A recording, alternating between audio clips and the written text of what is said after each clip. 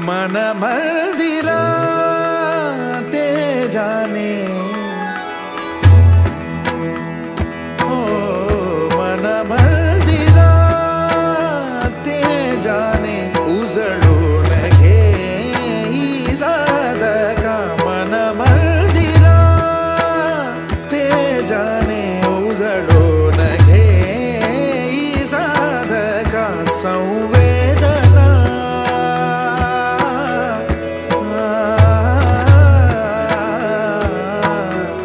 संवेदना संवादे सहवेदना जपदाना मन मंदिरा। जिस जगह जागा सवेरे उस जगह से बढ़ के सो, कुछ करके सो, कुछ बन के सो, वही वह हे काय जिंदगी आहे। मृत्यू हा अटळ आहे आणि तो एक दिवस येणारच आहे, मग त्याचा स्वीकार करा। मानवाची जी चेतना आहे ती एवढी प्रबळ आहे की तिने जर चिंतन केलं तर ती मृत्यूसुद्धा आणू शकते। हे जे जीवन आहे मानवी जीवन हे मानवाच्या हातात नाही आहे, परंतु मानव ते हातात घेण्याचा काय करतो, प्रयत्न करतो। मानवी चेतनेची क्षमता अपरंपार आहे, तिला सीमाच नाही आहे। तो स्वतःचा मृत्यू जर आणू शकतो तो स्वतःचं जीवनसुद्धा निर्माण करू शकतो। मानवाची क्षमता उच्च लेवलला पोहोचू शकते। किती उच्च लेवलला? तो चंद्रापर्यंत पोहोचू शकतो, तो सूर्याला प्रदक्षिणा घालू शकतो। तुमच्याकडे जर इच्छाशक्ती असेल, साहस असेल तर तुम्ही मानवाची चेतना एवढी सक्षम आहे की ती काहीही संभव करू शकते। परमार्थ म्हणजे ज्या अर्थाने तुमचं जीवनाचं सार्थक होतं आणि तो अर्थ लपलेला आहे सेवेमध्ये। तुम्ही जीवनामध्ये जे ठरवलं होतं की मला काहीतरी मिळवायचं आहे, ते मिळवल्यानंतर तुम्हाला आनंद झाला का? तो मिळवत असताना तुम्ही जे काही केलं त्याचा आनंद निर्माण झाला? तर आनंद अशात आहे जेव्हा तुम्ही कुठल्याही क्रियेमध्ये एक क्रिया म्हणून सामील होता। जीवनामध्ये जो प्रवास आहे ना, त्या प्रवासात आनंद आहे, शिखरावर पोहोचण्यात आनंद नाही आहे। तुमचं जीवन कोणतंही शिखर गाठण्यासाठी नाही आहे। मग तुमची मानवी चेतना जर तुम्हाला उलगडायची असेल तर ती काहीतरी निर्माण करण्यासाठी, ती काहीतरी आनंद घेण्यासाठी आहे। तो एक पथ आहे, तो रस्ता आहे आणि कुठल्याही प्रकारचा हेतू नसलेला रस्ता आहे, कुठल्याही प्रकारचं ध्येय नसलेला रस्ता आहे। खरं तर पैसा आल्यानंतर माणसाचं जीवन सुंदर व्हायला पाहिजे, समृद्ध व्हायला पाहिजे। ज्यावेळेस समृद्धी येते त्यावेळेस तुमच्या जीवनामध्ये आरोग्य यायला पाहिजे। परंतु आज श्रीमंतांकडे जेवढे रोग आहेत तेवढे गरिबाकडे आहेत का? नाही आहे। का बरं? आम्ही श्रीमंती मिळवण्याचं जे उद्दिष्ट ठेवलं ते उद्दिष्ट फक्त पैशाचं शिखर गाठण्याचा प्रयत्न केला, जीवनाचं शिखर बाजूला राहून गेले। या जगामध्ये अशक्य असं काहीच नाही आहे। फक्त माणसाने त्याचं जे जीवन आहे हे रोज आनंदाने जगलं पाहिजे आणि फक्त जगलं पाहिजे हो, आणि त्याच्यामध्ये स्वतःला झोकून दिलं पाहिजे। मित्र हो, पुरातन काळामधली एक गोष्ट आहे। एकदा एका राजाला एका साधूने सांगितलं की हे राजा, तू काही जरी केलंस तरी आजपासून 1 महिन्याने तुझा मृत्यू होणार आहे आणि तुझा शत्रू कारस्थान करून तुला मारणार आहे। विधीचं विधान आहे। तर त्या राजाने, आता राजा असतो, त्यांनी सर्व व्यवस्था केली की माझा जीव वाचला पाहिजे। त्यांनी संपूर्ण सैनिकांची सुरक्षा कवच निर्माण केलं। त्यांनी सर्व प्रकारची जी गुप्तहेर यंत्रणा कामाला लावली आणि असं सगळं केल्यानंतर तो एकदम आश्वस्त झाला आणि एकदमपणे बिंदास झाला।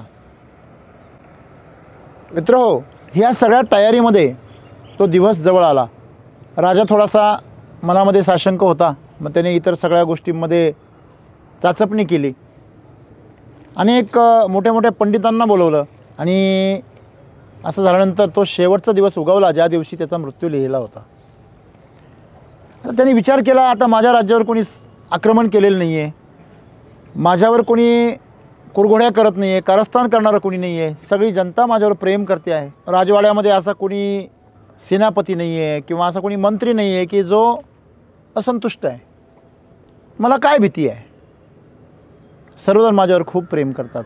तरी पण त्याने पंडिताला बोलवलं आणि सांगितलं की मला ह्याच्यामध्ये मला असा मार्ग सांग की माझ्या मनात जी भीती निर्माण झाली ती निघून गेली पाहिजे। आणि हा जो मृत्यू मला येतोय, तुम्ही एवढे मोठे ज्योतिष आहात, हा मृत्यू मला केव्हा येणार आहे ते मला कळलंच पाहिजे, नाहीतर तुमच्या ज्ञानाचा, ज्योतिषविद्येचा काही उपयोग नाही। असं करता करता एक पंडिताला बोलवण्यात आलं। काशीचा पंडित होता, फार प्रसिद्ध, आणि त्याने एक ग्रंथ आणून दिला. जी वेळ राजाला सांगितली होती ती वेळ एकदम जवळ आली, ती घटिका जवळ आली आणि राजा आता शेवटचे क्षण मोजू लागला की आता काही क्षणानंतर तो क्षण निघून जाईल आणि मी मात्र त्या मृत्यूच्या घटनेपासून स्वतःला वाचवेल. त्या क्षणी तो ग्रंथ त्याच्या हातामध्ये पडला आणि त्याला आता मृत्यूचं कारण कळणार होतं आणि मृत्यूची वेळ कळणार होती. त्याने तो ग्रंथ घेतला आणि त्याला त्या पंडितावरती विश्वास बसेना. तो म्हणे तो ग्रंथ माझ्याकडे द्या, आणि तो ग्रंथ त्याने उचकायला सुरुवात केली. त्याच्यावरती लिहिलं होतं की या ग्रंथामध्ये एका पानावर तुझ्या मृत्यूचं कारण आणि वेळ लिहिलेली आहे, तू शोध. मग त्याने एक एक पान उचकायला सुरुवात केली. माणूस बघा, माणसाला सवय असते, पान उचकताना आपण जिभेला बोट लावतो उचकतो. त्याने उचकताना संपूर्ण ग्रंथ उचकला. ग्रंथाची पानं संपत आली पण त्याला काही ते पान सापडे ना, आणि हळूहळू त्याला गुंगी यायला लागली आणि तो बेशुद्ध झाला आणि मरण पावला. संपूर्ण सभा चकित झाली की जो शत्रू होता त्याने बरोबर त्याच वेळेला याला कसं काय मारलं. शत्रू तर आलाच नाही, इथे सैन्य पण घेऊन नाही आला, काहीच नाही, मग राजा मेला कसा. तो जो शेवटचा पंडित बोलवला होता तो पंडित शत्रूने पाठवलेला होता आणि त्या प्रत्येक पानाला त्याने विष लावलेलं होतं. सांगणे तात्पर्य असं आहे की आम्ही ज्या गोष्टी करतो जीवनामध्ये त्या गोष्टी करत असताना विधीचं जे विधान आहे ते विधान पूर्ण झाल्याशिवाय राहत नाही. मग ही जी घटना आहे ही आम्हाला काय शिकवते की तुमच्या जीवनामध्ये तुम्ही जे चैतन्य आपल्याला मिळाले, जी चेतना आपल्याला मिळाली, जी जीवन आपल्याला मिळालेलं आहे ते जीवन आम्ही कशा प्रकारे जगलं पाहिजे याचा बोध आम्हाला याच्यातून मिळतो. की तुम्ही जर ते दहशतीमध्ये आणि ते गमावण्याच्या भीतीमध्ये जगायला लागलात तर ते 100% तुम्ही गमावतच आहात. मृत्यू हा अटळ आहे आणि तो एक दिवस येणारच आहे. मग त्याचा स्वीकार करा, त्याचा आनंदाने स्वागत करा, त्याला टाळण्याचा प्रयत्न करू नका. आणि मग आज आम्हाला सद्गुरू काय सांगताय की मानवाची जी चेतना आहे ती एवढी प्रबळ आहे की तिने जर चिंतन केलं तर ती मृत्यूसुद्धा आणू शकते, नसलेला मृत्यू आणू शकते. ज्यावेळेस त्याच्या शत्रूंनी घोषणा केली की हे राजा मी तुला या दिवशी मारणार आहे, किंवा ज्या पंडितांनी घोषणा केली त्याचं काम होतं की त्या घोषणेकडे लक्ष न देणं आणि जीवनाचा आनंद घेणं. पण त्यांनी त्याच्या चेतना कुठे लावली सगळी, माझा मृत्यू कसा होणार आहे आणि तो मृत्यू मी टाळणार आहे. म्हणजे हे जे जीवन आहे मानवी जीवन हे मानवाच्या हातात नाही आहे, परंतु मानव ते हातात घेण्याचा काय करतो, प्रयत्न करतो. मग सद्गुरू आज आम्हाला हे सांगताय की मानवी चेतनेची क्षमता अपरंपार आहे, तिला सीमाच नाही आहे. तो स्वतःचा मृत्यू जर आणू शकतो तो स्वतःचं जीवनसुद्धा निर्माण करू शकतो. आज आम्ही या भव्य दिव्य ज्या मंदिरापाशी आज बसलेलो आहोत सासवडमध्ये, पुणे जिल्ह्यामध्ये, हा जो पालखीचा मार्ग आहे ज्ञानेश्वर माऊलींचा, या मार्गामध्ये जे सासवड लागतं त्याच्या आज तुम्ही शहरामध्ये फिरलो तर सोपानदेव असतील, संगमेश्वराचं मंदिर एवढं सुंदर इथे, म्हणजे विविध इमारती या भागामध्ये आहे, त्यांची मंदिरं एकदम प्रशस्त आहे. आता मगाशी आम्ही विचारलं 700-800 वर्षापूर्वीची जुनी परंपरा जर ह्या मंदिराला आहे तर हे निर्माण कार्य त्या काळामध्ये कुठले JCB नाही, कुठल्या प्रकारच्या क्रेन्स नाही, व कसं केलं असेल बरं. आजच्या काळामध्ये जर करायचं म्हटलं तर शक्य नाही आहे. ही मानवाची क्षमता आहे. मग काय पाहिजे, मानवाची क्षमता उच्च लेवलला पोचू शकते. किती उच्च लेवलला, तो चंद्रापर्यंत पोचू शकतो, तो सूर्याला प्रदक्षिणा घालू शकतो. भारताने पाठवलेलं जे यान आहे ते आता सूर्याला काय घालते, प्रदक्षिणा, अगदी जवळून, एवढ्या जवळून आजपर्यंत कुठलंच यान गेलेलं नाही. मला सांगा, माणूस पाताळापर्यंत गेला, त्याने 15 ते 20 किलोमीटरपर्यंत पृथ्वीला छेद घेतला, खाली आकाशामध्ये अनंत अंतराळापर्यंत पोहोचला. तंत्रज्ञानाच्या बाबतीमध्ये त्याची जर आज सीमाच नाही. या दोन गोष्टी त्याने कशा जीवावर मिळवल्या, इच्छाशक्ती आणि साहस. तुमच्याकडे जर इच्छाशक्ती असेल, साहस असेल तर तुम्ही, मानवाची चेतना एवढी सक्षम आहे की ती काहीही संभव करू शकते. जे एक अभंग आहे, अशक्य ते शक्य करतील स्वामी. स्वामी करतील. स्वामी म्हणजे कोण, स्वामी समर्थांबद्दलच बोललेलं नाही आहे ते. स्वामी म्हणजे ज्याने ह्या सृष्टीचं निर्माण केलं, ती शक्ती अशक्य ते शक्य करू शकते. जर मानवी चेतनामध्ये जर इच्छा निर्माण झाली आणि त्यांनी जर त्याचं साहस केलं तर तो काही गोष्ट शक्य करू शकतो. आणि असं असताना आज माणूस एवढं तुच्छ जीवन जगतो. आमचं जीवन आम्ही कसं जगलं पाहिजे हे प्रकृतीने सर्वस्वी कोणावर सोपवलं आहे? आमच्यावर सोपवलं आहे. आम्ही कागदाचे पैशांचे तुकड्यांसाठी काय होतो? वेडे होतो. मला सांगा, एवढी मोठी प्रशस्त जी परंपरा किंवा जे आम्हाला जे काही वारसा निर्माण केला, ज्यांनी हा निर्माण केला त्यांना आम्हाला काय द्यायचं होतं? त्यांना आम्हाला ही जाणीव द्यायची होती की ह्या जगामध्ये घरदार संसार याच्यापेक्षा सर्वात श्रेष्ठ अशी काहीतरी शक्ती आहे आणि तिची स्थापना आम्ही इथे केलेली आहे आणि तिच्याशिवाय तुमचं जीवन अपूर्ण आहे. बघा, तुमच्या या सासवडमध्ये एवढं प्रशस्त घर आहे का कोणाचं? बरं, हे माणसानेच तयार केलं आहे ना. हे तयार करायला देव तर आले नव्हते. मग माणसाची क्षमता किती मोठी आहे. तुम्ही कुठे जरी गेलात तर मंदिरं प्रशस्त आहे. याचा अर्थ काय होतो की तुमच्या संसारापेक्षा परमार्थ श्रेष्ठ आहे. परमार्थ म्हणजे ज्या अर्थाने तुमचं जीवनाचं सार्थक होतं आणि तो अर्थ लपलेला आहे सेवेमध्ये. आज जो तुच्छ माणूस आहे, सामान्य माणूस आहे, तो फक्त स्वतःचीच सेवा करतो. सेवा केल्याशिवाय जीवन नाहीच आहे. तो सेवा कोणाची करतो? स्वतःची करतो. असा कोणी माणूस आहे का जो स्वतःची सेवाच करत नाही आहे? कमीत कमी तो स्वतःच्या जेवणाची तरी व्यवस्था करतो. अगदी भिकारीसुद्धा स्वतःच्या जेवणाची व्यवस्था करतो. अन्न, वस्त्र आणि निवारा मध्ये अन्न ही प्राथमिक गरज आहे. तिच्यासाठी प्रत्येकजण काय करतो? स्वतःच्या शरीराची काय करतो? सेवा करतो. मित्रांनो, सेवा केल्याशिवाय तो जिवंत राहू शकत नाही. त्याच्या आजूबाजूला जिथे त्याला राहायचं आहे तिथली जागा तो सावरतो. थोडा बरा असेल तर तो घर बांधतो, थोडा आणखीन मोठा असेल तर तो बंगला बांधतो, आणखीन मोठा असेल तर तो महाल बांधतो. म्हणजे काय करतो? त्या तिथल्या भूमीची सेवा करतो. तुम्ही ज्यावेळेस बसता त्यावेळेस असं फुकता की नाही खाली? म्हणजे तुम्ही तिथल्या जमिनीची काय करता? सेवाच करता ना. मग ती सूक्ष्म आहे, आम्हाला कळत नाही. सेवेशिवाय जीवन अशक्य आहे. आणि मग ही जी सेवा आहे हिचं ज्यावेळेस रूप बदलत चालतं, जसं श्रीमंत माणूस ऐश्वर्याने खुलून जातो तसा जो आनंदी माणूस आहे तो सेवेने खुलत जातो. बघा, श्रीमंत माणूस आनंदी असेलच याची कुठली खात्री नाही, पण आनंदी माणूस आहे तो जर श्रीमंत असेल त्याच्या जीवनामध्ये ऐश्वर्य खुलतं. आम्ही श्रीमंत भरपूर पाहतो पण आनंदी किती लोक पाहतो? शेवटी जीवनाचं उद्दिष्ट काय? आनंद आहे.